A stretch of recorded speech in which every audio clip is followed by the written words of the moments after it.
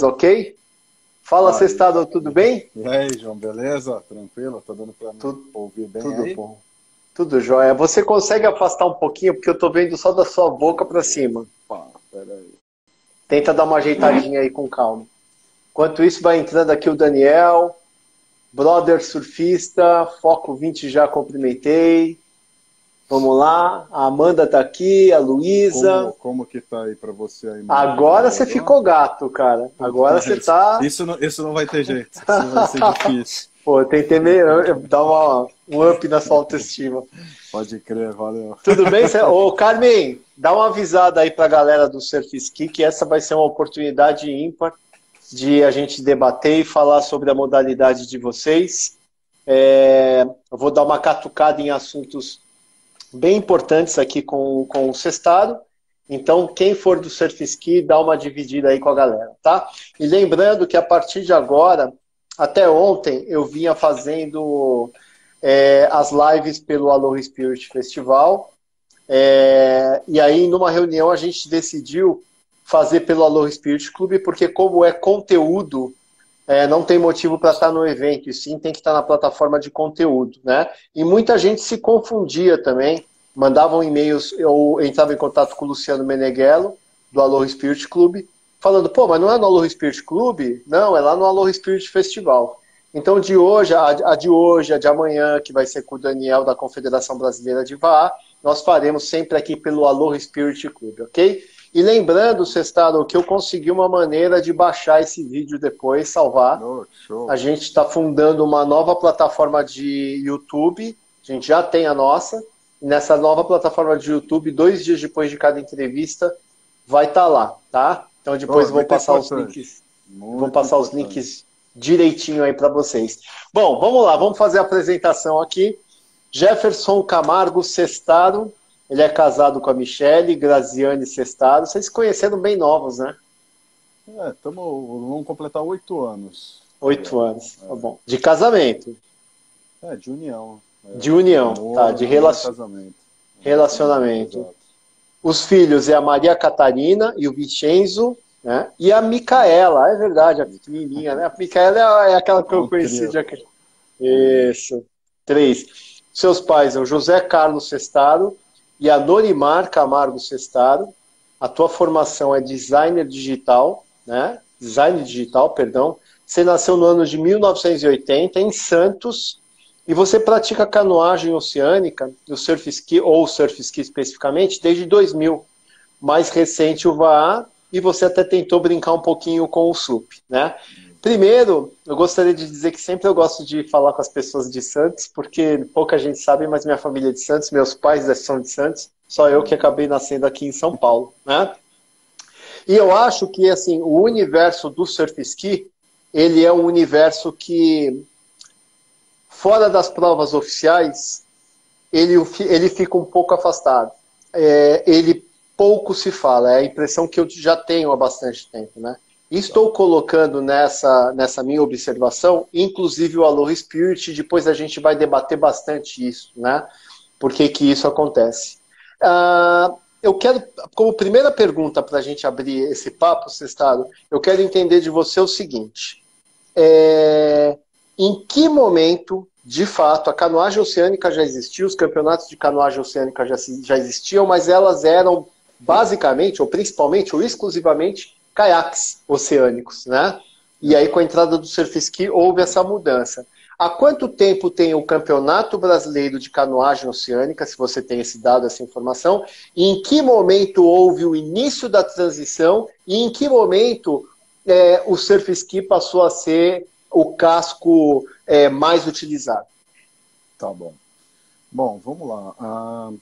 A canoagem brasileira, vamos colocar num âmbito maior aí, falando até a nível de como veio a fundação da Confederação Brasileira de Canoagem, eu não vou saber exatamente o ano, mas foi em meados ali de 86, talvez, se não me falha a memória.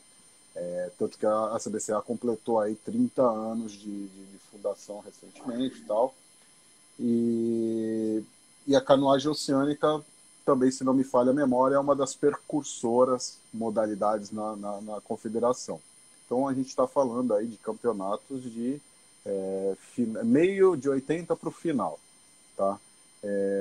E é muito legal que hoje em dia alguns praticantes que a gente conhece, Miguel Franco, Marcelo Lopes, alguns outros dinossauros da canoagem, como o Fábio Paiva, o Fernando Mota, aqui de Santos, são os percursores que vêm dessas competições dessa data aí de 80 e pouco. E como você bem disse, a gente vendo algumas fotos, o Miguel Franco é um cara que posta muita foto antiga em Facebook, né, essas redes sociais, você vê os tipos de caiaque. Sem esquecer do meu amigo Ronaldo Chiarelli, lá do Rio de Janeiro, que também já estampou capa de revista aí nos anos 80 e pouco, com seus caiaques turismo, que a gente chamava... eram os caiaques que tinham para a época, que eram um pouco mais largos, né, os turismos da Amazônia, que foi o Fábio Paiva que veio disseminando a fabricação. Então, as competições antigamente era com esse tipo de embarcação que era o que tinha no momento. Era a Ferrari do momento, vamos dizer assim, né? Uhum. E, consequentemente, como a gente sabe que o esporte busca cada vez mais a evolução em questão de performance, não só dos seus atletas, como também de equipamento, né? Veio alguns materiais nobres para começar a compor, que era o carbono, que foi acho que mais disseminado nos remos, mas os barcos também vieram com esse tipo de material, onde muda a flutuabilidade, etc. e tal. E Ainda falando do casco de caiaque oceânico. ainda falando do casco de caiaque oceânico, que era onde eu queria chegar, que houve um bom tempo aí na fabricação dos cascos em fibra de vidro, tá? Mas aí quando a gente já começa a falar, começo dos anos 2000, teve uma integração, vamos dizer assim, de um grupo português que veio para o Brasil competir, e se não me falha a memória, eles vieram especificamente para São Vicente fazer uma competição, e eles trouxeram alguns caiaques oceânicos de competição de lá. Foi uma importação que veio e ficou aqui os barcos. E aí é onde veio aqueles duplos Catabatic, que eram os barcos oceânicos mais rápidos usados na lendária Volta à Ilha da Madeira, né? Uhum. Então, pelo que tinha aqui no Brasil, aquilo já era uma evolução, né? E aí, a partir daquilo, começou a disseminar e ter outros moldes, né? Consequentemente, tanto de individuais quanto de duplos, e isso daí se perdurou mais ou menos até 2007, 2008, que começaram a chegar os surf skis de performance mesmo. Então a gente está aí falando quase que de 20 anos do caiaque oceânico dominando as competições no Brasil, para depois chegar o surf ski e mostrar para o que veio, para o que realmente veio. E talvez eu tenha um pouco de culpa nisso, nessa transição do caiaque oceânico para o surf ski, porque aquela coisa de cutucar, né? Falar, cara, acho que esse tipo de embarcação é mais seguro, tal. E aí a coisa começa a vir pro lado competitivo de que vê que realmente a performance do surf ski é inigualável. E hoje em dia a gente só tem surf ski na água competindo. Só um parênteses. Essa transição da canoagem oceânica para o surf ski, até em campeonatos oficiais de cada país, ela aconteceu também nos outros países? Né? Essa sair da canoagem, um campeonato num país X que já tinha, sei lá, 20, 30 anos, que era feito em casco de canoagem oceânica, migrou também para o surf ski? Isso aconteceu de maneira generalizada no mundo? Basicamente, sim. Eu sempre gosto de me espelhar, primeiro por toda a facilidade da língua, né? E porque são muito regrados em documentar coisas, que é a canoagem portuguesa, né? Como eu citei agora há pouco, a Volta à Ilha da Madeira é uma volta tradicional que acontece nos Açores, né? Que é a Ilha da Madeira. Ela ocorre lá durante, se não me falha a memória, 4 dias, e é feito por trechos, né? E, enfim, vários brasileiros já competiram nessa volta. E lá, especificamente falando dessa volta da Madeira, ela sempre foi muito focada no caiaque oceânico. Nós temos muitas imagens lindas assim dessa travessia, onde talvez eu te citando nomes aqui você vai recordar os irmãos Pompeu, mais pela figura do Rubens Pompeu, Marcelo Patusca, Carmen lá de Angra, enfim, que está aqui com a gente, a Carmen está aqui assistindo a gente. Beijo, Carmen. E a própria, acho que Diana, se não me engano, já foi competir nessa prova da Ilha da Madeira, e era algo assim mítico, sabe? Nunca foi uma prova nível oficial. Então a gente pode dizer que a transição do surf ski, ela aconteceu simultaneamente, talvez um pouquinho mais à frente para o lado da Europa. A própria África do Sul, são os percursores, eles já vinham mais focado no surf ski do que no próprio caiaque. Eles usam muito caiaque mais para descida de rio, mas é mais focado em velocidade, alguma outra coisa. No mar é bem difícil de ver.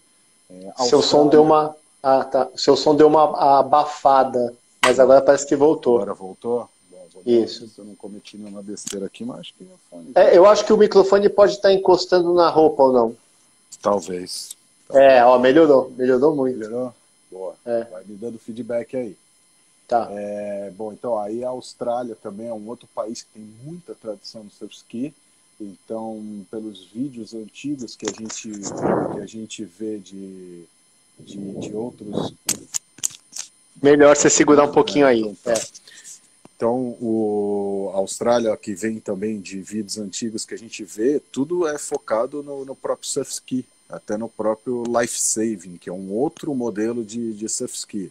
Tá? Então, o que eu posso te dizer aí que Portugal, que foi onde a gente se espelhou bastante em toda essa questão, eles evoluíram um pouco antes do que a gente nos campeonatos. Hoje ainda tem um ou outro que compete com caiaque oceânico, mas o foco é 100% surf ski. Esses que competem em casco de caiaque oceânico, eles são aqueles mais participativos. Cara, exato. Eu quero fazer o percurso e quero participar aqui dessa festa. Exatamente. Que é o que a gente tem hoje no Brasil também. E quando eu te falei um pouquinho atrás que eu teria uma culpa, é que quando eu assumi a parte de competição da canoagem oceânica, eu instiguei isso, de que todo mundo partisse para o surf ski. Primeiro, pela segurança da embarcação, que ela é muito mais segura. A gente, todas as competições que a gente ia, sempre tinha um problema ou outro com caiaque duplo que submergia, né? Literalmente eram barcos mais antigos, sem muita manutenção, onde acabava tendo esse tipo de problema. E, cara, você está pondo uma pessoa em risco, né? Então, a gente não está só falando de performance, estou falando de segurança. E a gente via que o próprio surf ski era um tipo de embarcação muito mais segura. E aí, quando eu fui para essa transição aí de assumir as competições, acabava privilegiando esse tipo de embarcação. E como eu disse, no Brasil hoje, quem tem um caiaque oceânico que quer competir, o regulamento ele permite que o cara vá competir. Ele não exclui o cara. Só que, obviamente, a performance não vai se ter comparação. Quando vocês abriram para o surf ski, qual foi o nível de resistência que vocês enfrentaram? Porque não foi uma imposição, tipo assim, gente, não é que todo mundo tem que trocar por um surf ski, mas o surf ski é o casco que é a evolução e está autorizado. Como foi nesse momento a resistência enfrentada pelos atletas que correm o Campeonato Brasileiro, por exemplo? Tá. A resistência ela aconteceu porque, vamos dizer assim, que a gente tinha muitas categorias baseadas em tipos de embarcações. Então, a grosso modo falando, você teria uma pessoa competindo com um tipo de barco e ele era classificado como classe 1. Eram os barcos mais performáticos. Aí tinha uma categoria chamada classe 2, eram mais intermediários. O classe 3, que era o turismo. Você ia segmentando por tipo de embarcação. Só que, no meu entender, naquele momento ali da transição do surf ski, ficava muito nítido que a embarcação era de uma pessoa ou de dois. A performance vinha em cima de um ou dois remando, a tripulação da embarcação. E aí a gente fez a migração aos poucos. A classe 3 acabou se extinguindo, aí depois, consequentemente, foi a classe 2. Isso daí, numa época ainda que o Gil era o supervisor. Não Uhum. sei se você lembra dessa parte. O Gil Lembro. foi o supervisor da Oceânica antes dele ir Provar. o VAR, né? E aí o Gil veio contribuindo para esse início aí, dessas transições em acabar extinguindo, e aí chegou uma hora que ficou só a classe 1 competindo diretamente ali com o surf ski. O surf ski, na época do Gil, ele entrava como uma categoria convidada, ela não era uma categoria oficial, então ainda era naquela época que a gente tinha direito a Bolsa Atleta, para as modalidades não olímpicas, porque hoje a gente ainda tem o Bolsa Atleta, e aí ele veio como convidado, só que começou a galera a ver que, pô, isso aqui é muito mais divertido, isso é muito mais legal. E começou a resgatar uma galera da velocidade, que eram os caras mais profissionais, né, no nível de canoagem, e que iam para as provas da Oceânica para quê? Para se divertir. Então o cara já queria performance, ele buscava o quê?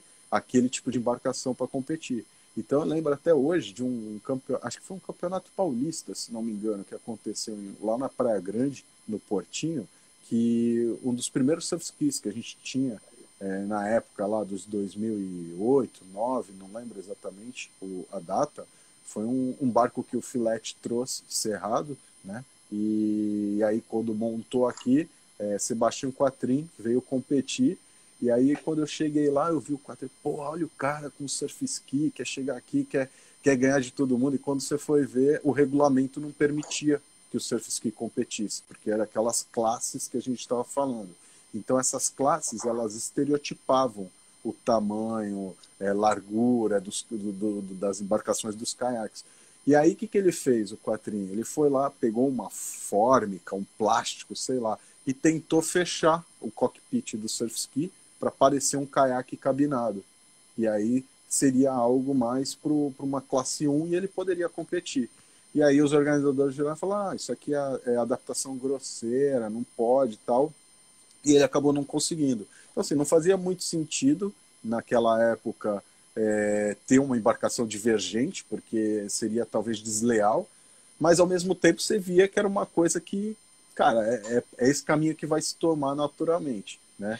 E aí alguns organizadores, alguns mais velhos da canoagem oceânica sentiram um pouco esse baque, essa resistência em aceitar que o surf ski estava chegando para tomar o lugar ali. E foi mais ou menos assim, paulativamente, né? Então a gente veio aos poucos eliminando categoria e hoje em dia você pode ver que é 100% surf ski. Né?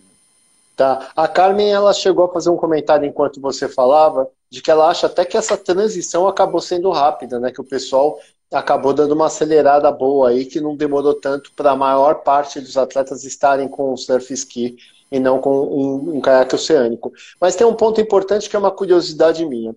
Você falou que o caiaque oceânico, o grande problema é que eles não tinham manutenção, ele alaga, etc e tal, né? E existe a questão de segurança. A gente sabe, tudo bem, hoje sabe-se que existe o surf ski mais estável, mais largo, né? Mas é óbvio que a migração de um caiaque oceânico, de uma pessoa que compete, que às vezes nem tão atleta assim não era, para essa migração rápida que a Carmen disse que ocorreu, para o surf ski, teoricamente, uma embarcação instável, isso também foi administrado durante essa transição? Olhar para esses barcos e falar, pera, o cara está saindo de um caiaque oceânico com uma medida de meio de tanto, né? E está indo para um surf ski com mais estreito, um casco mais arredondado, um barco mais alongado. Houve algum tipo de problema nesse sentido ou não? As pessoas, mesmo do menos experiente não, do menos hábil ao atleta mais hábil, eles se adaptaram rápido ao surf ski, a essa transição? Inicialmente não vi muito esse movimento. Até falando a nível de organização de competição, a gente não teria como determinar o que cada um poderia usar, era cada um a seu critério.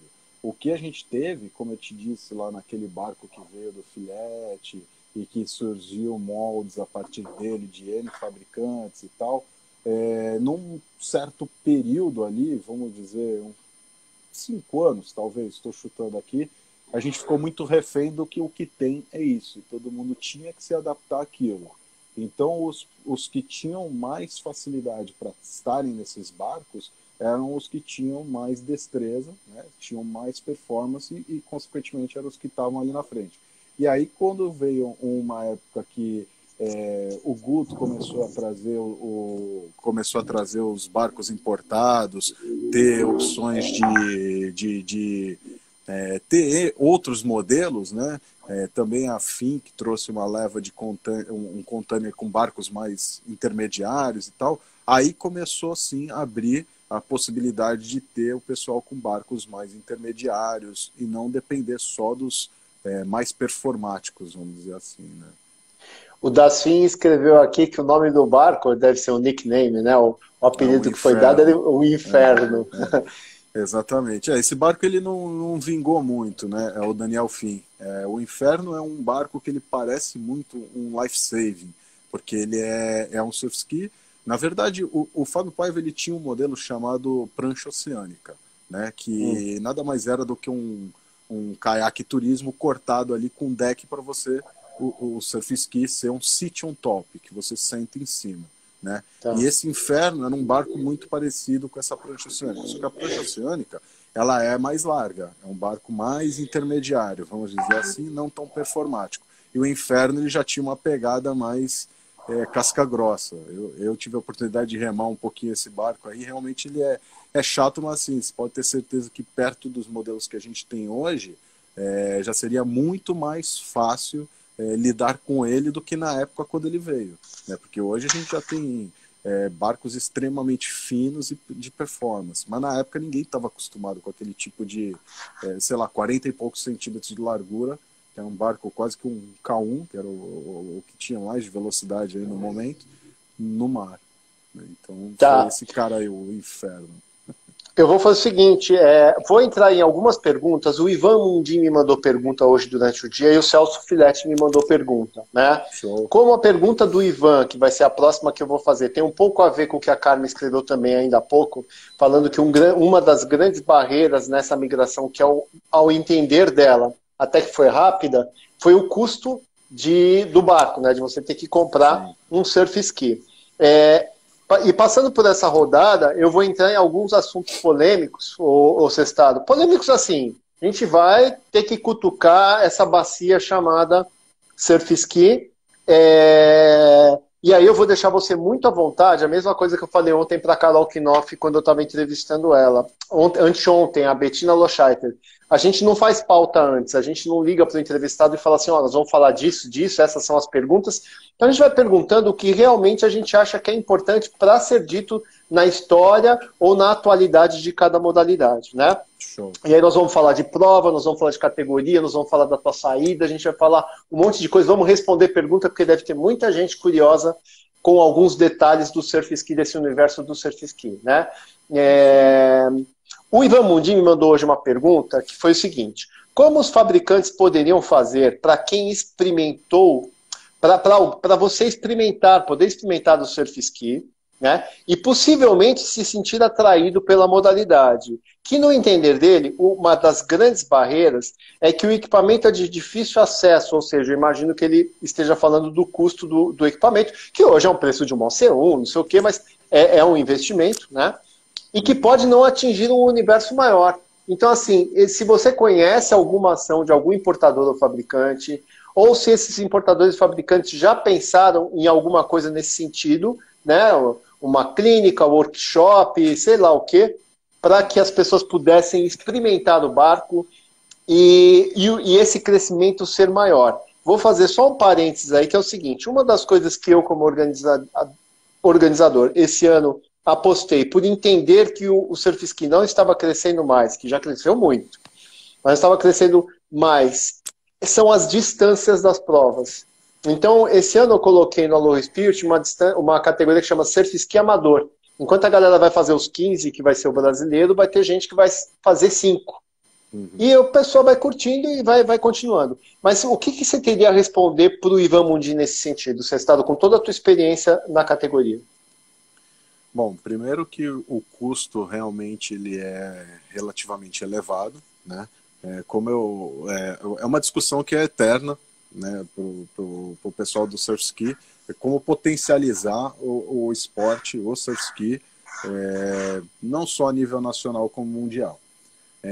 Eu acho que é muito injusto comparar com o crescimento da VAA, porque eu brinco que a VAA ela é como o gremlin. A hora que encosta na água, ela se multiplica. É muito fácil, né? É um comparativo bobo, mas uma forma irônica de falar que ela é muito fácil Não, legal, eu gostei, eu de gostei.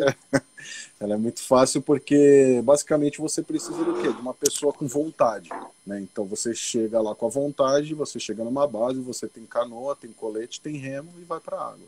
E para o surf ski, cara, precisa de um investimento inicial para você começar, né? E aí tentando fazer essa resposta do Ivan, eu acho que os fabricantes nacionais eles têm que buscar os barcos de iniciação e intermediário num custo bem acessível, né? Onde alguém que numa competição ou com algum amigo tenha o prazer de experimentar, virar e falar, beleza, eu vou comprar, mas você não precisa sair comprando o barco mais caro ou importado, né? Até porque você de repente não sabe se você vai ter aptidão para continuar naquele esporte. Então você fez um investimento um pouquinho mais barato, vamos dizer assim.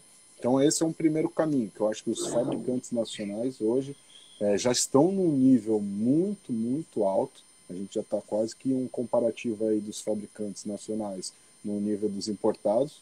Isso eu estou falando de todos, não vou nem citar nomes porque a gente sabe o nível que a galera está.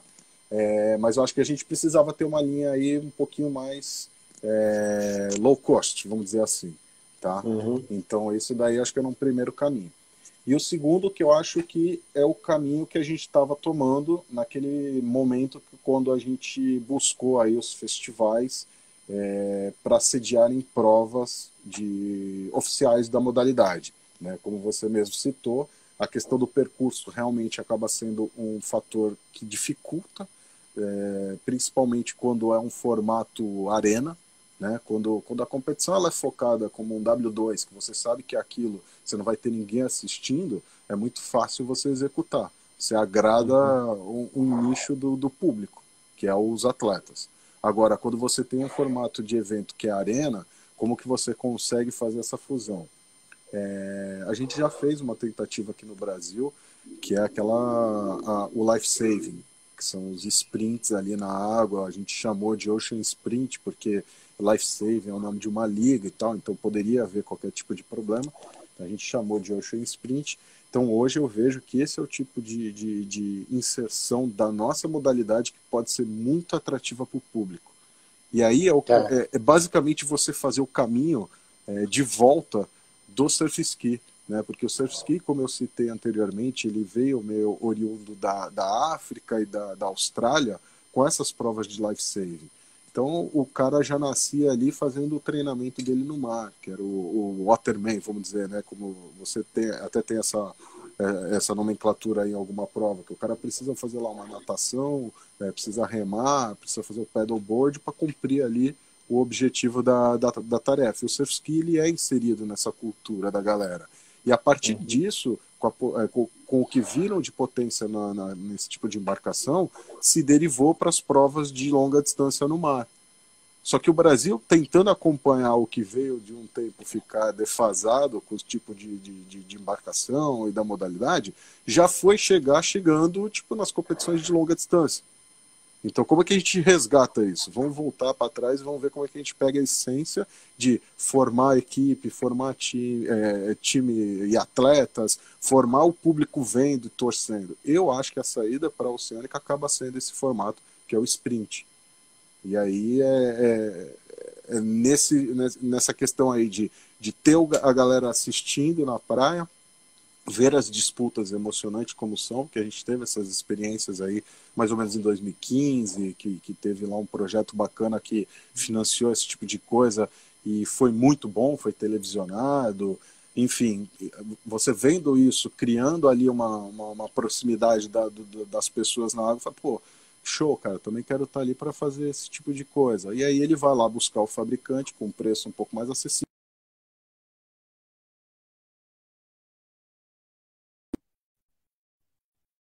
Tá. A Carmen, ela fez um comentário aqui, como outras pessoas, deixa eu buscar, falando que ela acha que duas pessoas falaram isso, que ela acha que esse formato em provas mais curtos, eles realmente atraem pessoas, mais pessoas para a modalidade, né?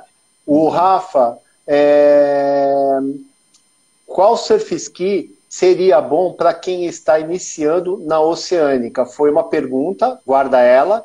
O professor Paulo Praz, que é o diretor-geral do Road to Win, está aqui com a gente também, apostando também, dizendo que concorda com essa questão da distância, uma distância menor, né? Então a pergunta fica aí. Óbvio que a gente sabe que são os mais largos, mas assim, o que você especificamente indicaria para quem quer começar, respondendo a pergunta do Rafa? Bom, acho que a grande questão hoje é que eu falo isso de boca cheia. A gente dá graças a Deus de que tem pessoas como, por exemplo, o Guto da Epic trabalhando, o André Venko da Nordic Kayaks, anteriormente tinham outros importadores aí que trazem o que a gente tem de melhor a nível mundial para nós no Brasil. Então você tem N possibilidades de experimentar, é o que eu sempre falo, experimentem todos os tipos de embarcações. Então, se eu for começar a falar especificamente de modelos, vai ter uma gama extensa de tipo de embarcação aí que a gente pode estar citando. Então, o que eu digo é, procurem sempre experimentar, não acabem indo por influência de, putz, é o que eu tenho, eu vou comprar aquilo ali, e você não se adapta, acaba sofrendo, pode até se colocar em risco numa situação aí no mar, sem ter experiência na embarcação. Então, eu poderia dizer aí que qualquer embarcação aí de nível que a gente chama de meio, né, de largura aí de 45 centímetros para cima, você já está falando de um barco intermediário, consequentemente ele vai ser mais estável, já vai estar aí no nível do que a gente está falando. Mas eu não queria entrar em detalhes de modelo, porque são muitas opções. Não, sim. Vamos para o grosseiro. Medida de meio e aqueles detalhes do barco vai ser sempre um bom início, né? Olha que a gente está... A Luísa Teixeira também fala que o fator percurso conta muito e que você ter umas distâncias menores, né, ela dá a entender isso. Isso é muito bom. Eu acho que é uma aposta boa. Eu vou voltar para falar de provas, especificamente, da transição e etc. Mas vamos agora só para mais duas perguntas, que essas são do Celso Filete. A primeira que ele faz é bem Celso Filete na fase que ele está. Que resposta. Você se sente melhor depois que saiu da confederação? Eu vi você mais feliz, cuidando mais de você e da família. Confere? É verdade, João. Eu tenho eu não posso dizer que é um problema, mas eu sou bem perfeccionista. Eu busco, se eu vou me ater a fazer alguma coisa, eu procuro fazer o meu melhor. E por muitas vezes eu acabava esquecendo algumas coisas que são básicas, como o meu trabalho, minha família, e N outras coisas que estão ali próximo, que o próprio Celso é um cara que prega muito isso do tripé, né, a família, o trabalho e o esporte dele, o lazer. Eu estava perdendo um pouco isso. Os irmãos lá, os Perdigão de Brasília, o Vitor, falava muito isso para mim, cara. A paixão que você tem pela canoagem, que te colocou no local que você está ali como supervisor, né, é a mesma que vai fazer você sair dela, né, porque você busca muito ali a perfeição, de ficar querendo agradar todo mundo, e não é fácil, né. Então, respondendo aí pro Celso, hoje eu estou muito mais focado na minha família e no meu trabalho, que é o meu ganha-pão, meu sustento, onde é o meu porto seguro. Mas assim, sinto também um pouco de tipo, caramba, eu me distanciei, mas é uma coisa que eu ajudei a construir e eu não queria deixar a peteca cair.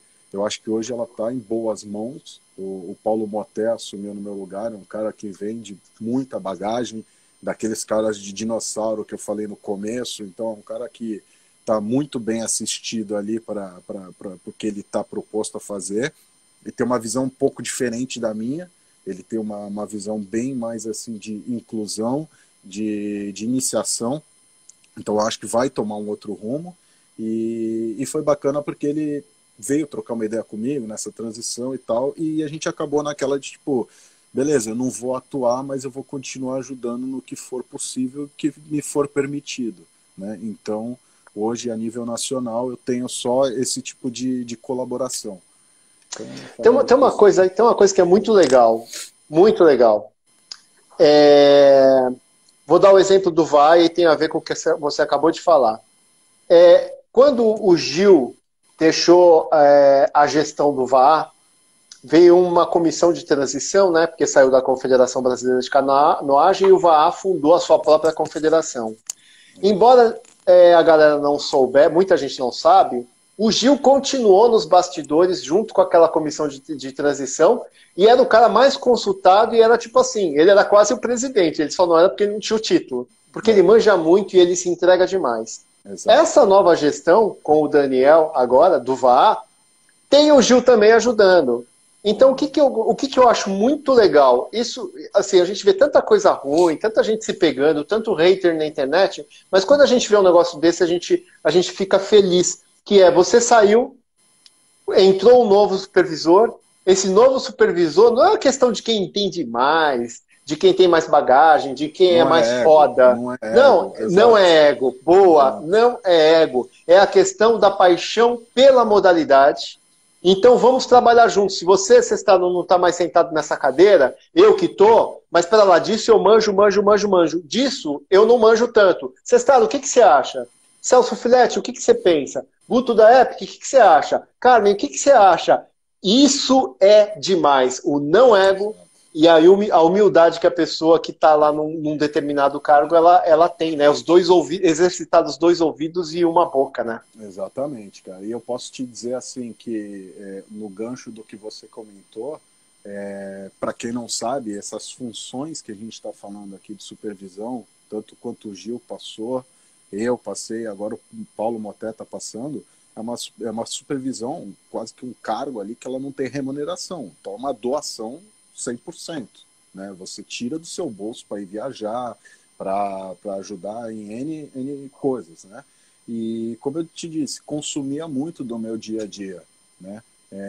Há 1 ano e meio, mais ou menos, eu troquei de emprego e eu estou me dedicando muito mais ao meu emprego. E isso foi uma das coisas que acabou pesando um pouco para a minha decisão de saída, porque antes eu conseguia demandar mais tempo, eu conseguia, a gente tem um grupo na Canoagem Oceânica que deve ter umas 250 pessoas, se não mais, nem sei quantas estão hoje lá, e a gente tem muitos debates ali, são muitas opiniões, muitas requisições, eu procurava atender todo mundo o mais rápido possível, porque eu acho que hoje a gente está na era da tecnologia, tudo tem que funcionar muito rápido e fácil, né? Então eu procurava ser um encurtador de caminho.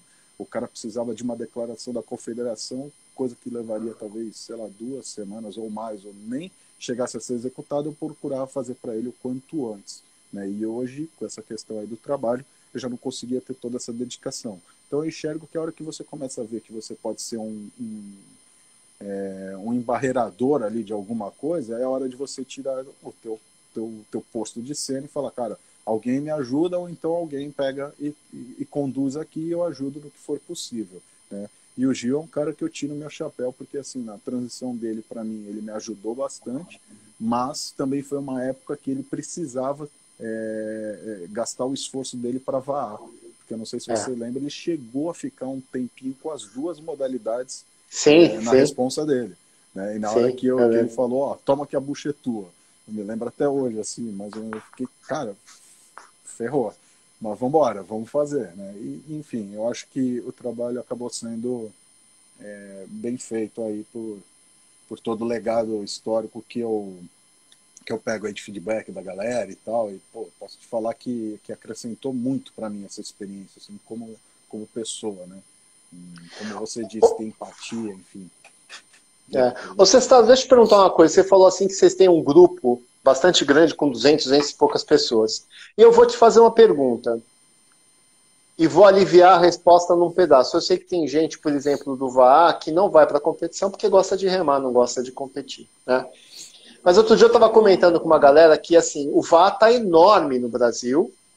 E eu fico imaginando o dia que a gente tiver um evento, uma etapa, um Aloha Spirit, que seja, tomara que seja no Aloha Spirit, óbvio que é meu, mas se não for, uma etapa, aonde você vai ter 50%, 60% de todos os clubes e bases e atletas que treinam no Brasil. Você vai ter, se o Aloha Spirit, por exemplo, já é grande, você vai ter 10 vezes aquilo, com 50% a 60%. E aí você vai chamar a atenção de empresas de uma maneira, né, e de patrocinadores, fala assim, cara, que porcaria é essa aqui? Que negócio, o que isso aqui está acontecendo, né? Então, se a gente fala de 200 remadores de surf ski, de um grupo, etc. e tal, ou apaixonados pela canoagem oceânica, melhor dizendo. Eu, quando vou numa etapa do brasileiro, quando observo de longe uma etapa do brasileiro, eu vejo aproximadamente uma centena de atletas. O que eu já faço assim, uau!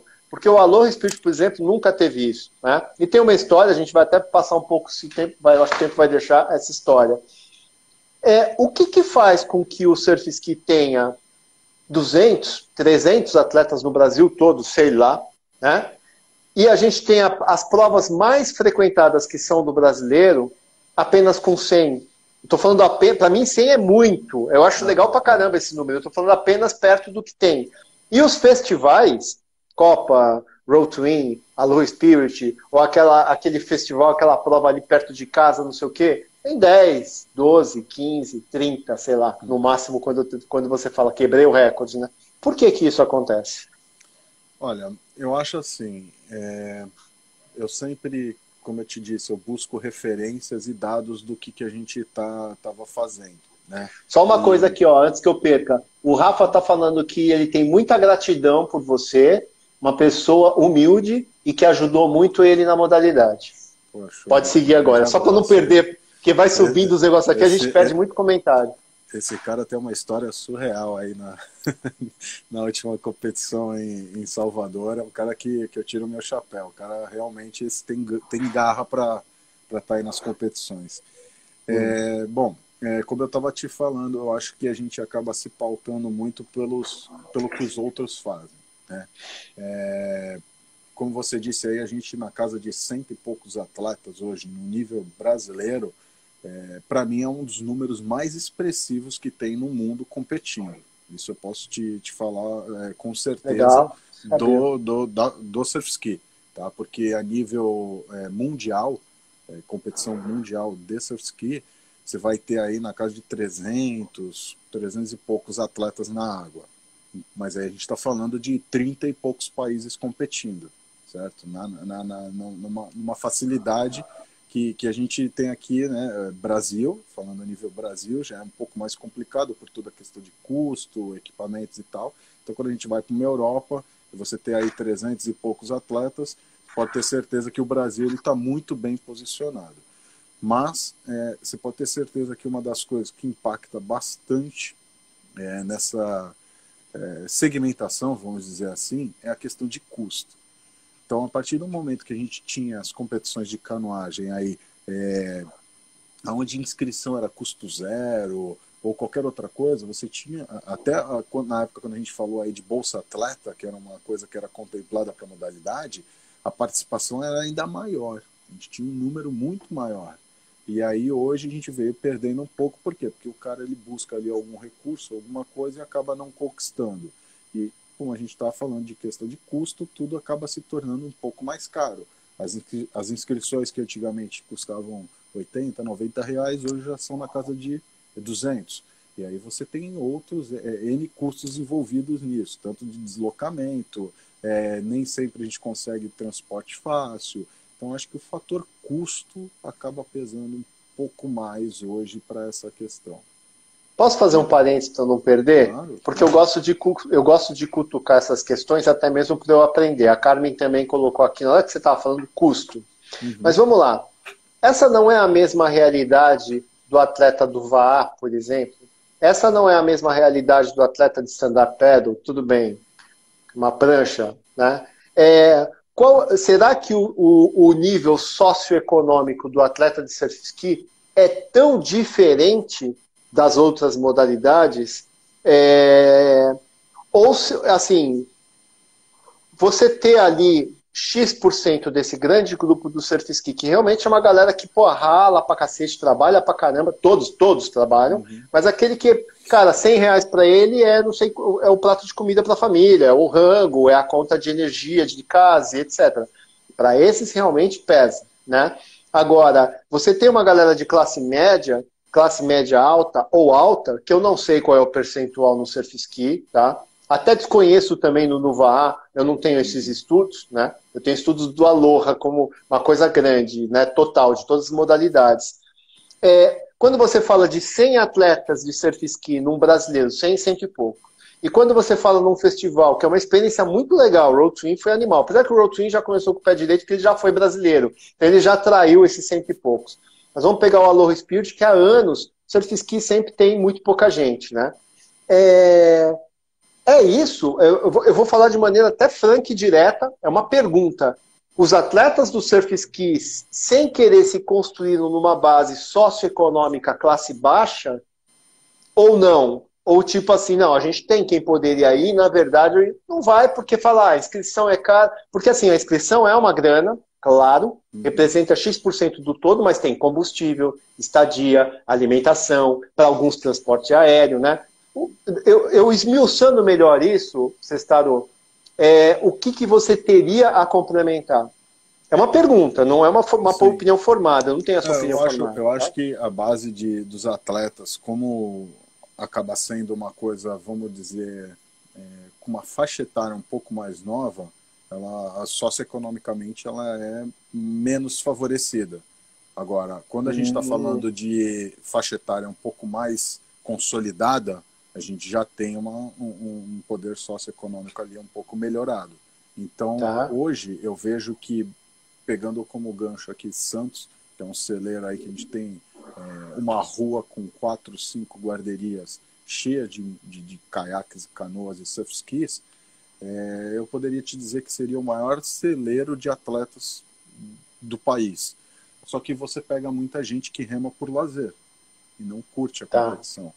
Né? O cara ele pega onda todo dia, pega onda de surf ski nas traineiras, nos pesqueirinhos da vida aqui, mas ele não vai para a competição. Então eu não sei te dizer se o problema é o fator competição, o fator econômico ou qualquer outra coisa relacionada a isso. Eu acho que o que talvez falte um pouco ali ainda é disseminar mesmo o surf ski. Porque, como eu te disse hoje, para você começar, é uma pessoa, um barco e um remo. Na canoa, é uma canoa para 6. Então, você está competindo um pouco desleal. Então, o que eu vejo hoje é que é um trabalho de formiguinha conseguir fazer o surf ski crescer. Porque... Tá dando para ouvir? Tá dando para ouvir. Boa. Então, acaba sendo um trabalho de formiguinha, que envolve desde competição quanto de formação. Hoje você tem poucos aí que estão gastando esforços, como o Jefferson Libório, que consegue ter um projeto social, onde ele pega uma molecada carente, vai buscando embarcações de amigos e tal, para poder conseguir dar aula e de repente tirar um cara ali que... eu sei que o engajamento dele é em tirar a molecada da rua, mas se ele quer formar um campeão ali, sei lá, se passam 200 moleques em um ano, ele conseguir tirar tirar água de pedra, sabe? Entendi. Então, eu acho que tem N fatores aí que podem influenciar e a gente, infelizmente, não tem a receita do que é o certo ou o errado. Tá bom. Vamos para a próxima pergunta. O tempo tá espremendo, começando a espremer a gente, mas vamos que vamos. Eu vou fazer uma pergunta relacionada à segurança. E vou dar 2 exemplos. De um desses exemplos, você faz parte, tá? Então, assim, tipo, você e Santos toda a cidade, né? E aí eu vou... É óbvio que se eu morasse em Santos, eu ia estar junto com vocês. Mas eu não posso deixar de fazer uma leitura contrária a esta prática. E o Copa, que foi um exemplo que aconteceu um negócio bastante... talvez eu veja que de todos os eventos que já aconteceram desde que eu faço evento, e o Gustavo é um cara sensacional, super cuidadoso, faz provas de corrida de montanha que dura uma noite inteira, que o cara está no meio do mato, pode ter uma hipotermia, pode acontecer de tudo, né? Mas ali no Copa específico, no meu entender, houve uma falha, mas foi uma falha sem querer e que depois os outros eventos já foram corrigidos, né? Então a pergunta é a seguinte, você tem a turma do bigode em Santos, que vai pegar onda principalmente, não exclusivamente, nos navios que passam ali quando estão sendo direcionados para dentro ou para fora. E houve até a Marinha, teve uma época que a Marinha foi para cima, fechou o canal até para a volta da Ilha de Santo Amaro por causa dessas coisas, não sei, uma história toda. E que se um dia acontecer um acidente, que pode, está um pouquinho mais exposto, a coisa vai dar uma babada geral. Essa é a minha leitura. Mas vou repetir, se eu morasse em Santos, eu estaria fazendo junto com vocês. E essa questão do Copa, então é uma pergunta que é relacionada à segurança, mas são duas respostas. O que você tem para me dizer dessa prática, né, da turma do bigode, com autocrítica e exageros que as pessoas prezam de falam tanto de segurança, mas não tem muita compreensão do que está acontecendo ali, de quais são os cuidados. E o Copa, após aquele evento que aconteceu ali, o que mudou, se mudou alguma coisa? Tá. Bom, primeiro falando sobre turma do bigode, né? A gente tem plena convicção de que aquilo não é, vamos dizer, correto, né? Porque você sabe que tem um risco ali, mas é o que eu sempre digo, o risco tem até quando você atravessa a rua. Se você atravessa a rua, você corre o risco de ser atropelado. E aí eu digo que ali é um risco controlado. Por mais perto que você possa parecer que você está, você tem uma embarcação que está se locomovendo para frente, pelo menos ele está ali a 15, 20 quilômetros indo para frente, e ninguém é louco também de entrar ali vamos falar de um navio que tem ali 300 metros de comprimento, ninguém é louco de entrar muito ali na frente, onde pode acontecer qualquer coisa, e 300 metros passa. Exatamente.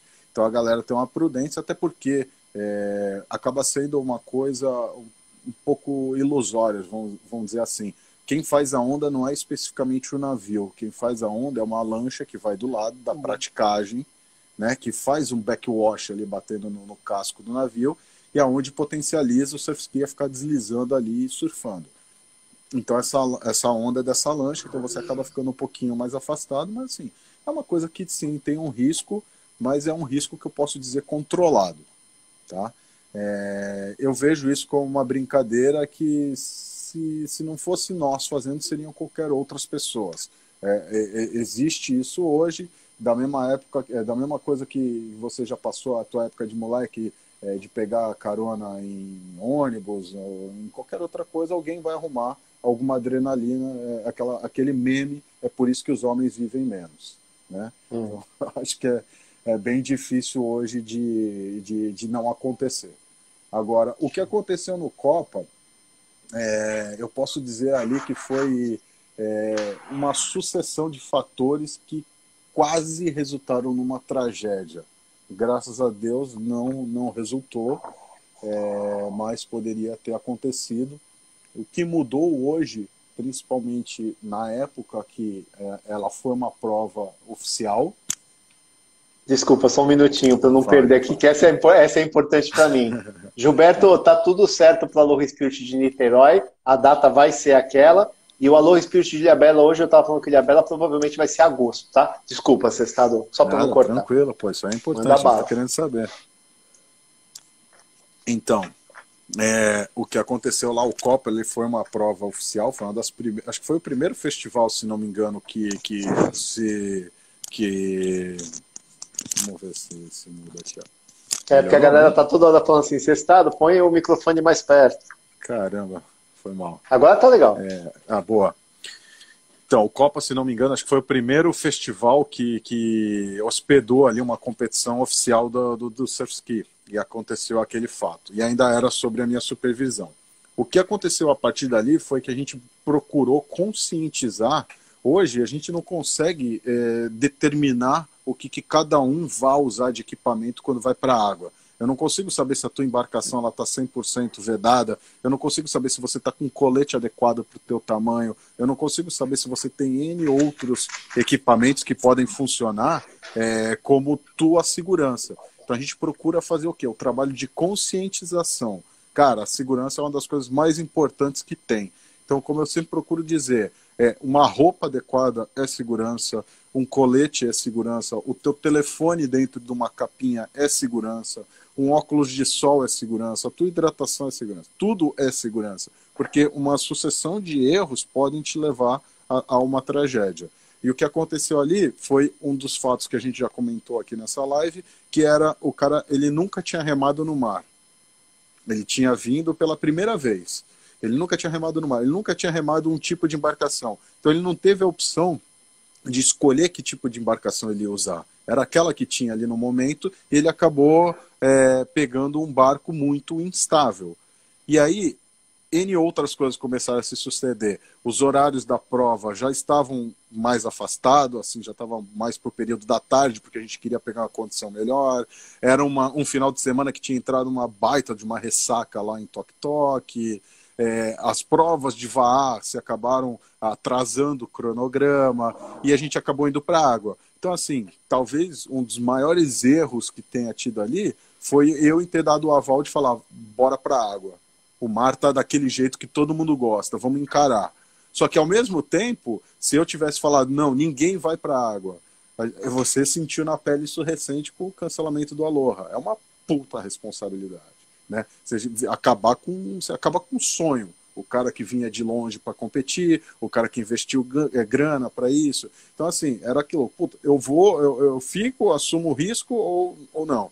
A gente assumiu e foi para a água. E acabou acontecendo.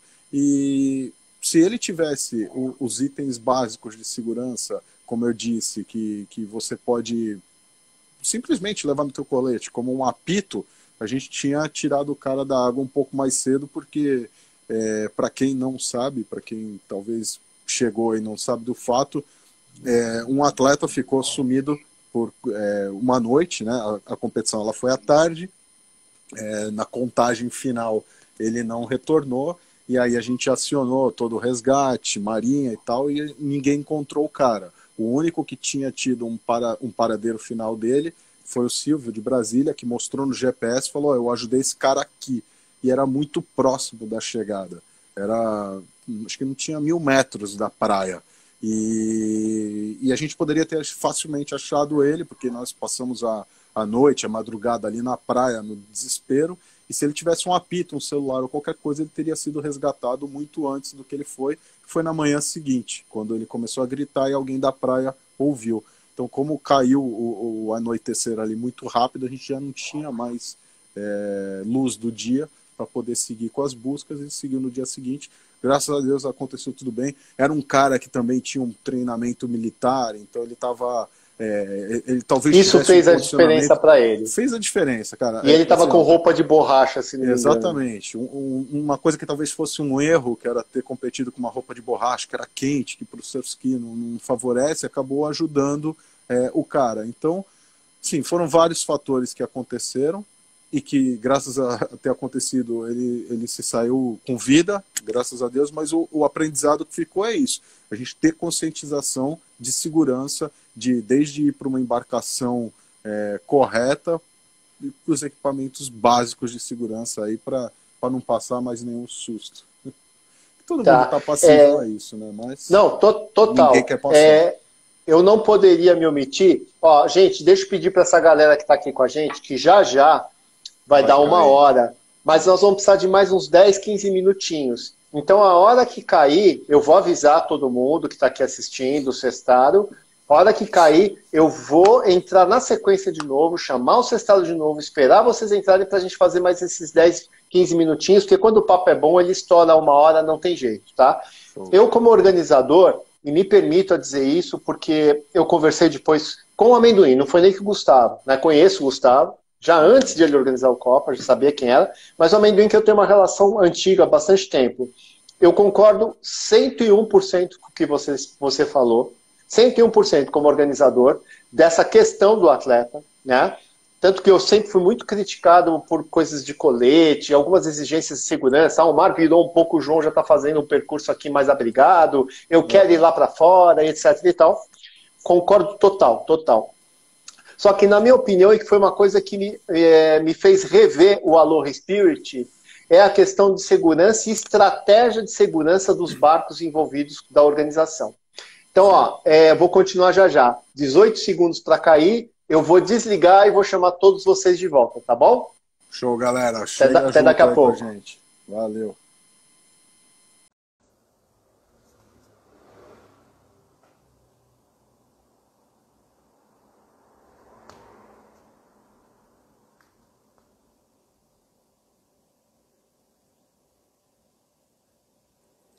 Fala galera, vamos entrando aqui. Deixa eu ver se o Sestado já está aqui. E eu já vou chamar ele para a gente concluir essa live. Gilbertão, Ale Miranda, caramba. Vamos lá, vamos ver aqui o Sestado entrar. Entrou. Deixa eu chamar ele aqui. Sestado. Eita, cadê o Sestado? Vamos lá. Fala, Romualdo, beleza? Boa. Boa. Pessoal voltando aqui. Então, só para recapitular, estávamos falando de questão de segurança e a gente está usando como exemplo, né, o Copa, que é um evento super bem organizado, bacana, com um baita de um diretor técnico que é o Amendoim. Então, eu estou colocando agora a minha visão que eu passei para o Amendoim como organizador. Eu falei assim, Amendoim, eu ouvi dizer que em algum momento o barco de fechamento, um dos barcos da organização, viu o cara ali, tipo, apanhando do surf ski.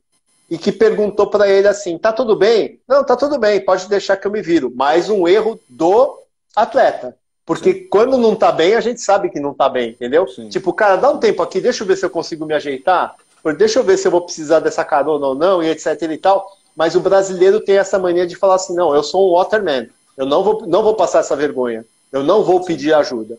Então, nesse momento, o atleta errou e a embarcação ela seguiu para fazer a segurança de prova, porque tinha bastante gente na água, obviamente, porque o mar também estava numa condição hard, esse barco não podia, talvez, ficar parado. Mas essa questão, esse acontecimento no Copa, eu acho que foi muito importante para todos nós. Para mim, para o Gustavo, para quem está fazendo o evento hoje, para quem fazia naquela época, que a gente entender que são duas responsabilidades, atleta e organização. E usando como exemplo, eu me lembro do Sestado um W2 da Wind que eu fiz no Rio de Janeiro, eu fazia ali percurso Búzios Cabo Frio, que o Bob Araújo me falou uma coisa, eu falei assim, cara, eu vou ter que falar isso no Congresso Técnico, desculpa. Ele falou assim, João, quando você vai para o Havaí, ou quando você vai para esses países que realmente o DNA é água, África do Sul, Portugal, que os caras pegam aqueles marzões mesmo, aqueles downwinds. Eu fui para campeonato no Havaí que, no dia que o cara chegou lá, ele olhou para o mar e falou assim, eu não vou. Não vou, não quero minha inscrição de volta, tá tudo bem, vou para casa assar um porco e acabou e tá tudo certo. Que o atleta de fora, talvez até por esse envolvimento maior com a água, e nós temos um envolvimento com a bola, né? Esse atleta, ele olha e fala assim, cara, não dá para mim. Aí dentro eu vou sofrer, eu vou correr um risco além da conta. Mas que o brasileiro, aí nos dois exemplos, o brasileiro, João, ele chega na praia com a namorada, com a avó, com a mãe e com o pai, né? E ele ficou falando a semana inteira daquele evento, pulindo o barco dele, contando algumas vantagens, etc. Quando ele chega ali, ele sente um frio na barriga e fala assim, ferrou. Mas aí ele fala assim, não, eu não vou deixar de entrar, né? Eu tenho que pelo menos entrar. E aí isso, nem que ele reme 1000 metros, né? E começa a tornar o caldo e peça ajuda e volta, ele pelo menos está mostrando para a galera que ele tentou. Só que aí você já requisitou um barco por algum período para poder te dar esse auxílio, te trazer de volta para a praia. Então você tirou esse barco da organização, sabendo que aquele mar não estava para você. Então o que muitas vezes falta para o atleta no Brasil, não sei se você concorda, eu vou querer ouvir você em relação a isso, é exatamente isso. Todos os cuidados que você falou, mas a humildade de olhar para o mar e falar assim, cara, isso aqui não é para mim. Concordo que falta bastante isso. Eu tenho gravado comigo na minha mente, desde quando eu comecei a remar, é engraçado, tinha um tronco numa praia próxima aqui de Santos, e nele estava cravado uma frase que é assim, ó, o mar não respeita quem o subestima. Isso eu tive para mim assim como uma lição, desde quando eu comecei a explorar um pouco mais algumas coisas. Já passei perrengues sozinho, mas em momentos assim que realmente eu subestimei a capacidade. Então eu acho que é um nível de amadurecimento assim de cada um saber o seu limite, né? Geralmente a gente entende que os mais novos são os mais aventurados, mas os mais intermediários ali são os que ficam naquela dúvida, eu vou ou eu fico, e geralmente vai na impulsão, e aí é onde acaba tendo esse fator aí que pode se tornar um risco. Então acho que falta sim um pouco disso, de entender que com a natureza a gente nunca vai superar, Então a gente tem que respeitar e ter humildade sim, de chegar e falar, cara, eu acho que aqui está muito para mim, não dá, não vou botar em risco, como você falou, porque acaba sendo um egoísmo, você querer requerer, porque eu estou pagando uma inscrição de um evento X, eu quero que tenha segurança, e não é bem assim, a gente sabe que a coisa é um pouco diferente. Então, acho que o Guto colocou, a Epic Kayak que está aqui com a gente, deve ser o Guto, colocou uma coisa importante, que muitas vezes a pessoa treina a remar, mas às vezes quando o mar está viradaço, ele não vai lá para o meio e fica treinando virar e desvirar e subir, virar e desvirar e subir. Não faz isso. E aí quando chega numa prova, a coisa dá uma entornada, né? Eu sempre falo, cara, que você precisa passar por algumas situações, alguns perrengues para saber como que você vai sair daquilo ali. Então, assim, são detalhes mínimos que o nosso amigo Patusca passou por uma situação aqui, que foi um debate recente que teve nesse grupo da Oceânica que eu te falei. Vamos usar o leste preso no tornozelo e no meio do barco, ou preso lá na popa, ele mais estirado, e o Patusca passou numa ressaca onde ele capotou e acabou ficando enroscado no lash, e ele não conseguiu se desvirar e quase que tomou um caldo ali na situação dele. Então, assim, são situações que você passa e você vai aprender, talvez, a lidar. É literalmente a experiência. Só que ninguém quer ter essa experiência. Então, como eu te disse, eu sempre tive um perfil mais de tentar desvendar algumas coisas. Então, quando eu trocava de embarcação, por exemplo, tinha o Inuk, que era um caiaque oceânico da época lá, que era de performance legal, para travessia e tal, mas o bocal dele para entrar era muito pequenininho. E você tinha dificuldade para montar. Na época, aquele tipo de embarcação era complicado.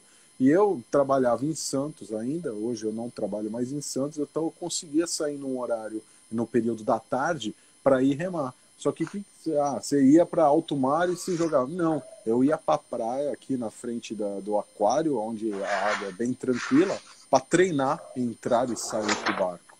Numa dessas, inclusive, eu cheguei até a quebrar o meu dedão, porque eu tombei para o lado, no rasinho, treinando a entrar e sair, dobrei aqui o meu dedão e chegou a dar uma lascada no osso, onde eu tenho até um calo ósseo aqui. Assim, eu gastava tempo aprendendo a entrar e sair, porque eu sabia que se o dia eu precisasse daquilo, o mínimo de experiência eu teria para poder passar por aquilo. E com isso foi, consequentemente, fazer rolamento, fazer remontagem, enfim, eu posso te afirmar aí que, estatisticamente falando, talvez 60%, 70% dos atletas não vão estar aptos a passar por uma situação extrema de perrengue, porque o cara simplesmente sai para remar de sunga, vai, compete não, rema, se diverte e volta. Mas ele não sabe quando está com colete, está com leste, ou qualquer outra situação que possa ser um fator ali de risco. A Carmen, que é um ícone da canoagem que está aqui com a gente desde o começo da live, ela relembra no primeiro W2 da Windy no Ceará em 2012, que ela perdeu o barco, estava com leste, mas na hora que ela virou, posso falar porque a Carmen sempre me permite, porque ela quer muito usar isso como exemplo. Repito, um atleta experiente, que rema com muito mais do que muito homem aí, né? Se tivesse que entrar com alguém na água com segurança e falar com essa pessoa, confio, a Carmen é uma delas, ela sabe disso. Até porque ela tem o DNA da corrida de aventura, e quem faz corrida de aventura prova longa é maluco da cabeça e muito responsável. E aí ela soltou, se não me engano foi isso, ela virou, só que ela está acostumada a subir de um lado do surf ski, ela foi pro outro lado, só que aí o surf ski ficou, o LED ficou por baixo, ou ficou enrolado, que era uma questão só de rolar o surf ski, sei lá. Exatamente. Ela decidiu soltar o leste, né, do barco, segurando e passar por baixo. Só que na hora que ela fez isso, veio uma ondulação, puxou o barco da mão dela, quando ela foi para a superfície de novo, o barco estava pingando e indo embora com o vento e pingando, e aí ela foi resgatada por um menino que estava na prova, acompanhando a prova de wind, né? E provavelmente a gente não acharia ela com os barcos da organização. A gente ia achar a Carmen depois encostada em algum lugar, porque ela estava de colete, obviamente experiente, ela ia horas de mar, lá a água é quente, então a hipotermia vem vem bem depois, né? Ela chegaria antes na areia, mas imagina o quanto preocupado a gente não ficaria. Então, assim, mesmo sendo experiente, mesmo treinando rolamento, mesmo pegando marzão, mesmo dá Pode BO. acontecer. E tem duas coisas que eu quero colocar desse caso aí, porque eu tava. Primeiro é que Você tava, verdade. tava. Nesse fato aí, a Carmen foi a pessoa que ganhou duas vezes, né? Primeiro que saiu com vida e depois ela conseguiu recuperar o barco. Então isso daí já foi tava com o telefone, o barco tava com o telefone. Então, o erro dela fez o barco ser achado, porque o telefone era para estar no colete. Porque aí ela conseguiria tentar pegar o telefone e ligar pro barco de resgate. Se esse barco não encontrasse ela, talvez ela fosse arrastada até uma praia e ela ligaria para alguém. Mas o telefone estava no barco e, consequentemente, acharam. Então, assim, N fatores viraram o sucesso ali. Então, era isso que eu ia colocar. Por mais que você tenha experiência, é sempre passível de ter qualquer problema. E lá, né, Cestado, vamos falar para essas 40 pessoas que estão com a gente, eu acho que muita gente deve ser do universo do surf ski. A única vez que eu fiz aquela raia para fazer um reconhecimento remando, eu fiz de surf ski. Eu não fiz de stand-up, nem fiz de OC1, que são coisas que eu remo. E eu gosto mais, minha praia é mais o surf ski mesmo, que eu gosto da remada de duas pás, eu prefiro, né? Eu vim dessa escola, né? Vim da canoagem oceânica. Ali é um mar que não é para todo mundo, né? Não é. Tanto que você me convidou ainda como supervisor para que a etapa do Brasileiro esse ano, aliás, muita gente acho que não sabe disso, porque ainda vai ser anunciado, fosse o W2 da Wind. E aí eu fiquei imaginando uma coisa que nós até conversamos, como é que nós vamos mandar 100 pessoas para lá, por exemplo, que estão disputando um campeonato brasileiro, sendo que dessas 100, um monte não tem menor condição de cair para dentro naquele mar, né? E eu, com todo esse atropelo do Aloha Spirit, o Aloha Spirit, cara, o trabalho que a gente tem diariamente aqui o ano inteiro é animal. Acaba o Aloha Spirit, a gente está finalizando ele e já está começando outro, porque 3 meses depois tem um, e é muito trabalho. E aí eu tomei uma decisão, assim, eu não abdiquei do W2 da Wind ainda, que é um evento que sempre me deu prejuízo, eu sempre pus do bolso, porque é pequenininho, né? Eu provavelmente o W2 da Wind vai migrar para um outro percurso no Nordeste, né? Já falei isso inclusive com o Alexandre, que é do Molocabra, e passei o brasileiro para o Molocabra, porque parece que houve uma adequação de data dele, já não conflita mais com o Mundial que teria na mesma data, etc. e tal. Mas boa parte disso foi porque eu não tenho tempo para me preparar tão bem, estrategicamente, para realizar uma prova com a segurança que exige. E, cara, se eu perder uma pessoa no W2 da Wind, acaba tudo para mim, acaba a Aloha Spirit, acaba tudo, porque é João Castro, né? Exatamente. Então, assim, eu gostaria que você, com a experiência de Downwind também, por já ter estado lá no Nordeste, lá no Ceará, o que você teria a dizer para quem pretende fazer um dia uma etapa do Brasileiro, ou uma remada com o Fábio Paiva, ou qualquer outra coisa lá no W2 Downwind? Lá, então, desculpa, lá no Ceará, no Downwind. Não, realmente, é o que você falou. Ali realmente é a condição perfeita para o que todo mundo almeja. Só que para você estar naquela condição perfeita, você precisa ter bastante habilidade com principalmente o teu equipamento naquela condição. Então, assim, voltando lá para 2012, se eu fosse para lá agora competir, você pode ter certeza que eu não iria repetir o barco que eu levei naquela época.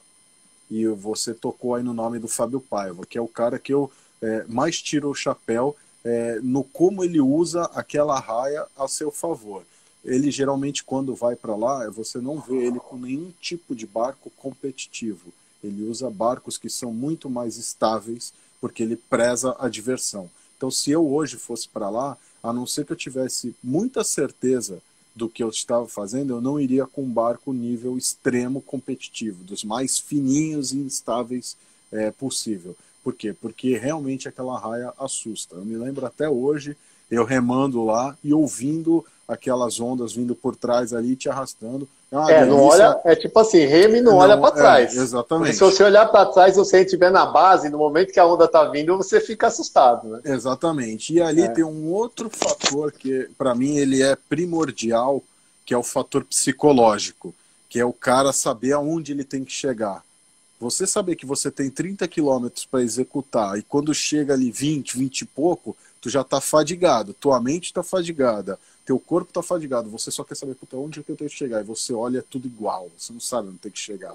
Então esse fator, para mim, é um fator que resgata a essência da canoagem e que é uma das dicas que eu dou para quem quer que seja que vá para lá.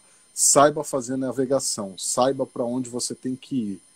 Porque não só a condição de mar, tua condição física, você saber onde você tem que chegar vai te traçar a tua rota melhor, seja ela mais aberta, mais fechada, o que eu, na minha percepção, não acho que fazer mais aberto é melhor, mas enfim, eu com certeza estudaria melhor hoje o ponto de chegada, usaria os recursos tecnológicos que a gente tem a nosso favor, que é a navegação por GPS, fazer aquela questão de chegar num ponto, né, que você consegue traçar a rota, todo esse tipo de coisa que seria de benefício a teu favor na navegação e um equipamento estável para te garantir a segurança. Você pode ter certeza que era o que eu iria. E iria com aquela vibe de ir remar Fábio Paiva para me divertir aqui e não me preocupar com equilíbrio. Eu acho que não é o que aquilo proporciona. Você sabe que eu conversando com o Marquinhos, eu não me lembro, eu fiz com um barco estável, um Epic estável, agora eu não me lembro se foi um V8, acho que foi um V8 que eu fiz, esse percurso, né, de 30 quilômetros. E assim, óbvio, pelo meu histórico em canoagem, né, não sou educador físico, mas já até cheguei a dar aula de canoagem na raia da USP, na época que se permitia, pela expertise, porque eu já remava há muitos anos, fazia corrida de aventura, então tinha ali 2 alunos, né? E eu saí da raia falando assim, cara, por que os caras usam barco estreito? Né? Por que eles não usam um barco um pouco mais largo? Eu acho que às vezes a estabilidade vai te dar mais segundos pela própria estabilidade do que você não estar adequado a um barco instável, se você não é um cara realmente sinistro, casca grossa, onde você vai ficar o tempo todo com essa instabilidade e vai perder esses segundos, né? E aí me lembro que eu fui dar uma lida e vi alguns ícones da canoagem, do surf ski, falando justamente que eles começavam a pensar em competir com um barco mais estável justamente por causa disso. E o Marquinhos falou exatamente isso que você falou aqui. Ele falou assim, cara, próximo W2A hoje, acho que eu vou vir com um barco mais largo para me divertir mais, né? Então tem o estudo do equipamento, né? O cover do surf, que você olha para o mar e fala, vou pegar essa prancha, claro que não dá para você ter 3, 4 surf skis, mas seria muito legal, né? Sim, você falar assim, cara, hoje eu vou com esse aqui, porque esse aqui está vestindo melhor nessa condição, né? Exatamente, o Guto comentou aí, ó, que é o lema da Epic, estabilidade antes da habilidade. Sensacional. Isso é fato. Sensacional. Você tá estabilizado ali, é o que vai fazer toda a diferença, que é o que vai te potencializar.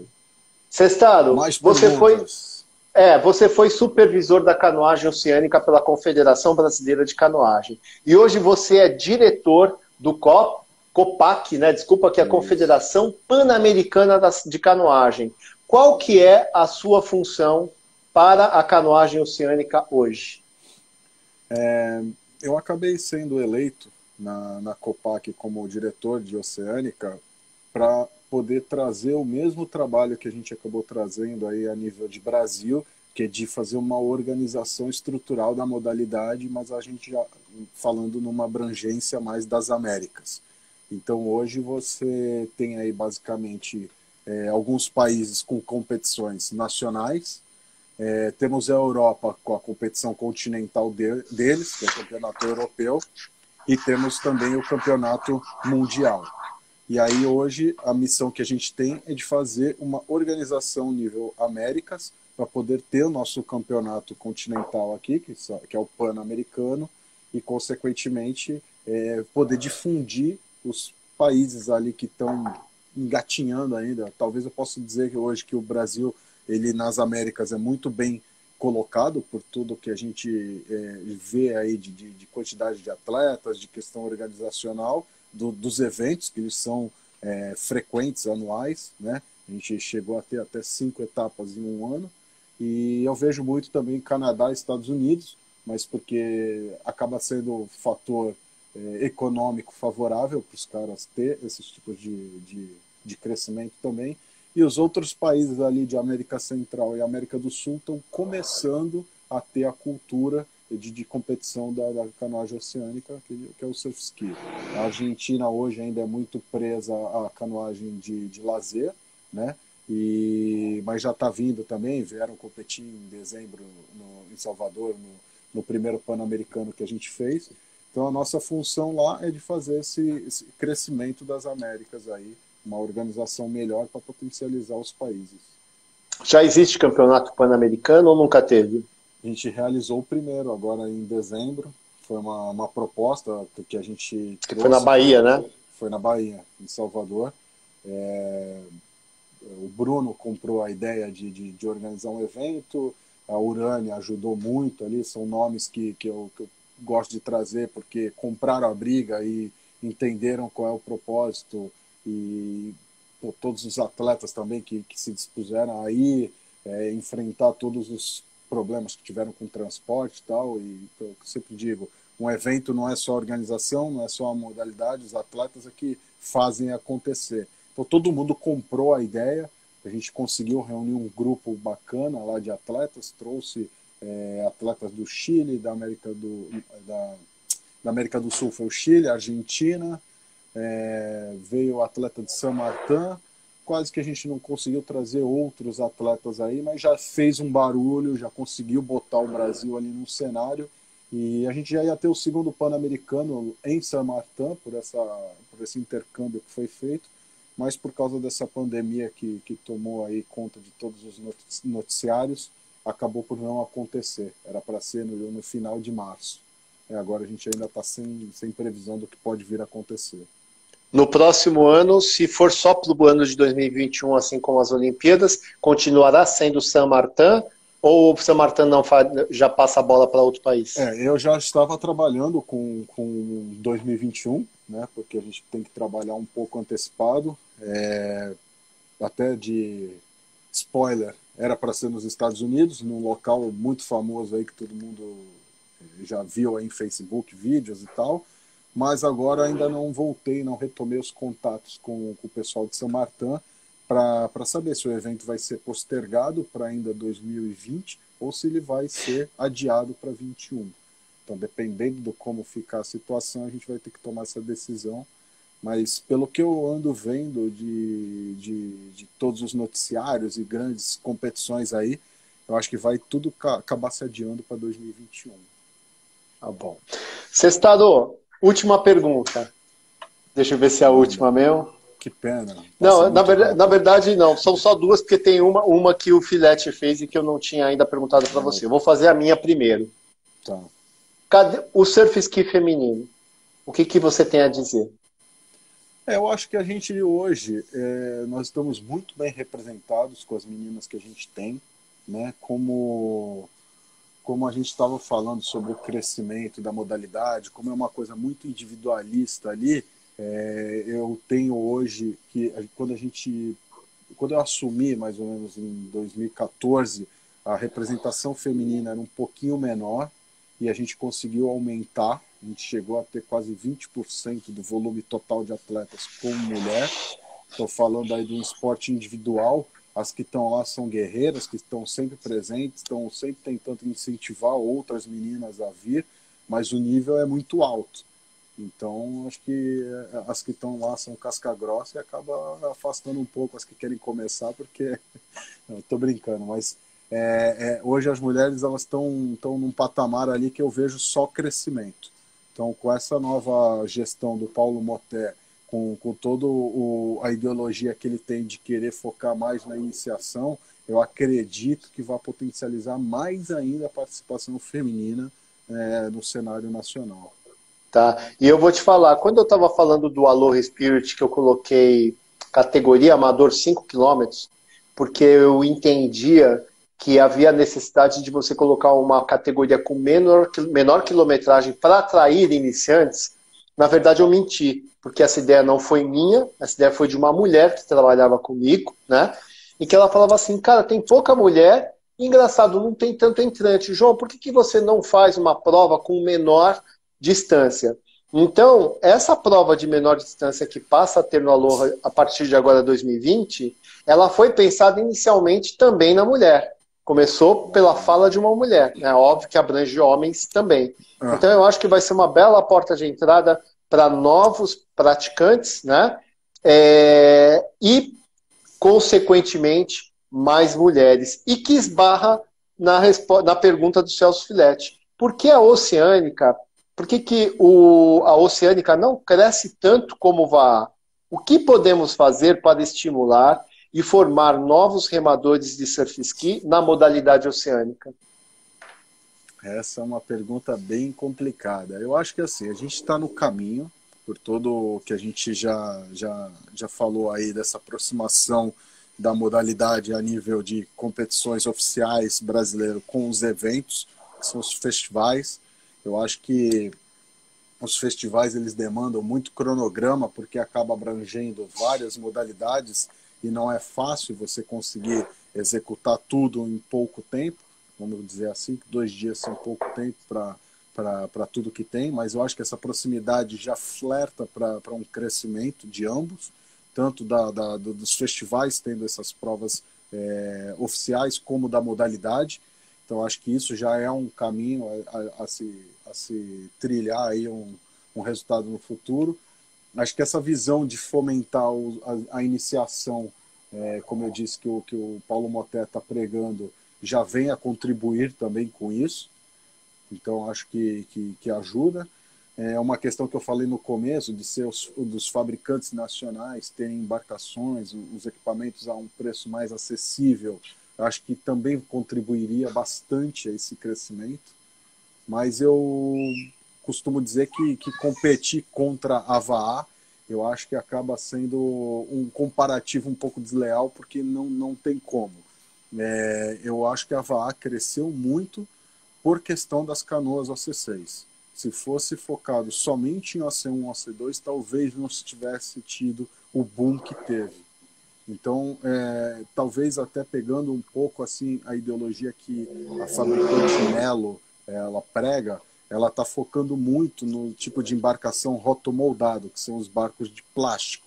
E eles estão buscando ter núcleos, centros de treinamento. Eles estão financiando. Então, eles facilitam a compra dessas tipos de embarcação para as federações, e as federações montam esses núcleos.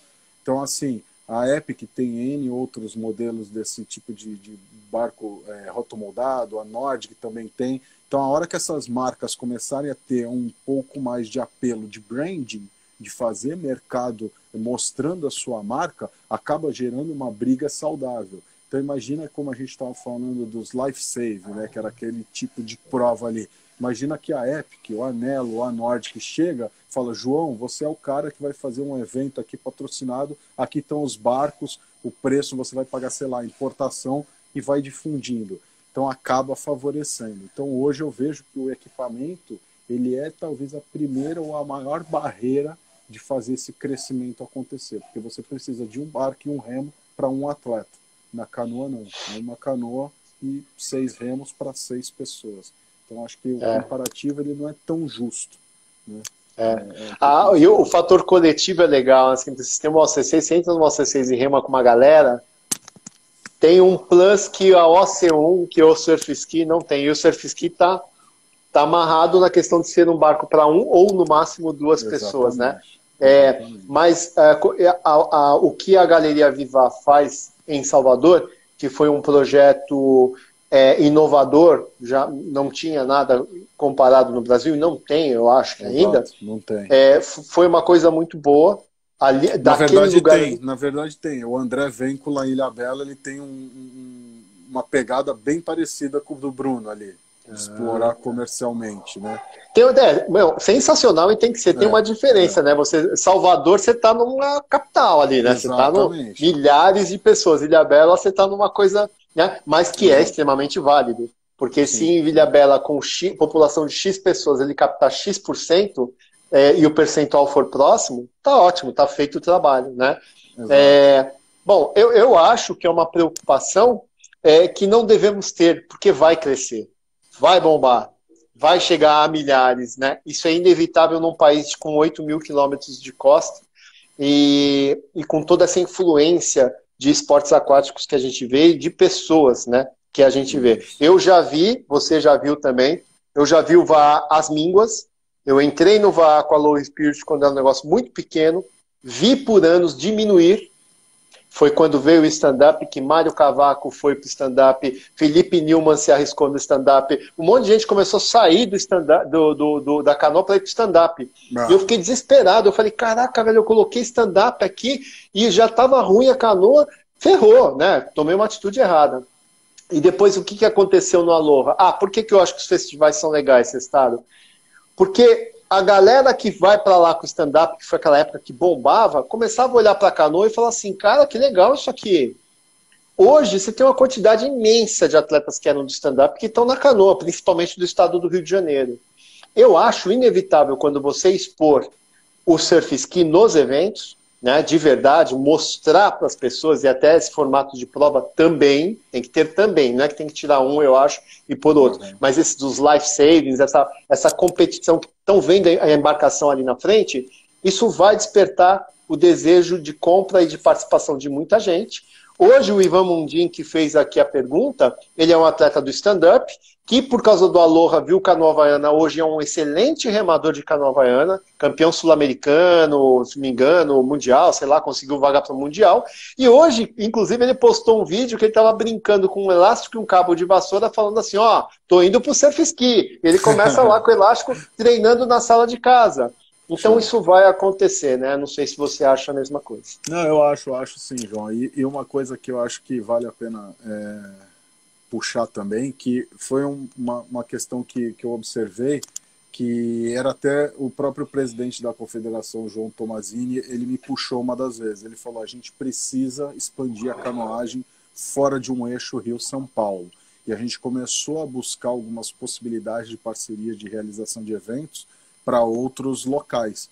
E aí veio o Road-Win, veio o Bruno com a possibilidade de fazer em Salvador, veio o Molocabra, veio o W2, veio N eventos começando a fugir desse eixo Rio-São Paulo, e eu acho que isso começa a gerar frutos, né? Eu sempre gosto de usar de exemplo que em 2014, quando o Gil, como a gente estava falando anteriormente, fez uma competição nível nacional lá em Brasília, todo mundo falou, pô, o cara é louco, vai fazer canoagem oceânica em Brasília, tal.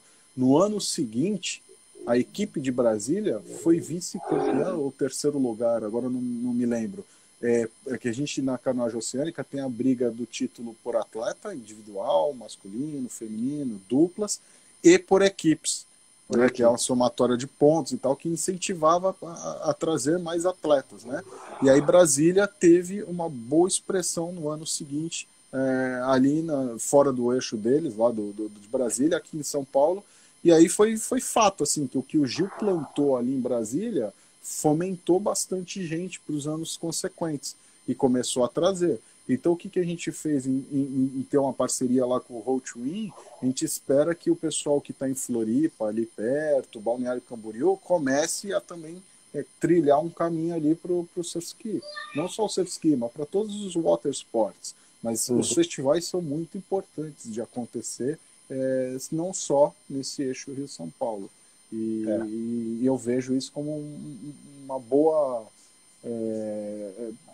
ter plantado uma semente ali. Eu acho que logo Salvador, o próprio pessoal de Recife foi lá presente nas nossas competições. Eu acho que, consequentemente, traz essa galera aí que está nessas proximidades. Eu acho que isso só tende a crescer.